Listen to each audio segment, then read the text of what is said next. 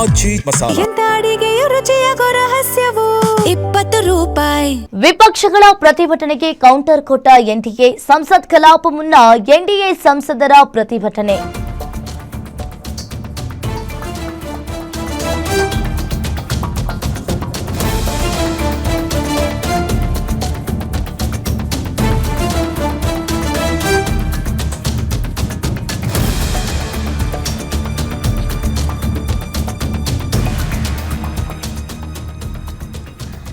ವಿಪಕ್ಷಗಳ ಪ್ರತಿಭಟನೆಗೆ ಕೌಂಟರ್ ಕೊಟ್ಟಿದ್ದಾರೆ ಎನ್ಡಿಎ. ಸಂಸತ್ ಕಲಾಪ ಮುನ್ನ ಎನ್ಡಿಎ ಸಂಸದರ ಪ್ರತಿಭಟನೆ.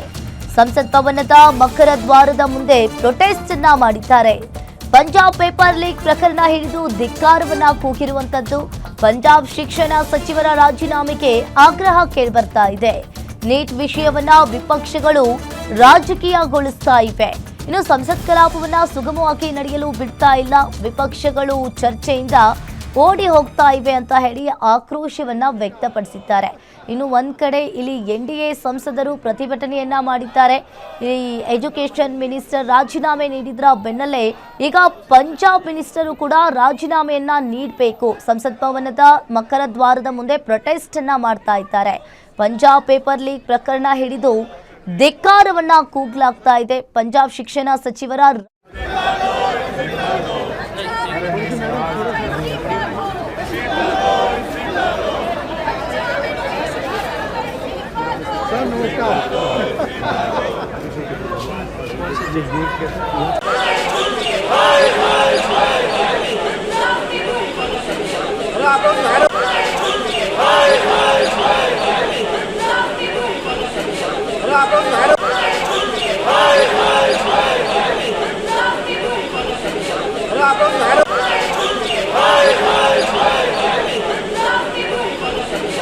आप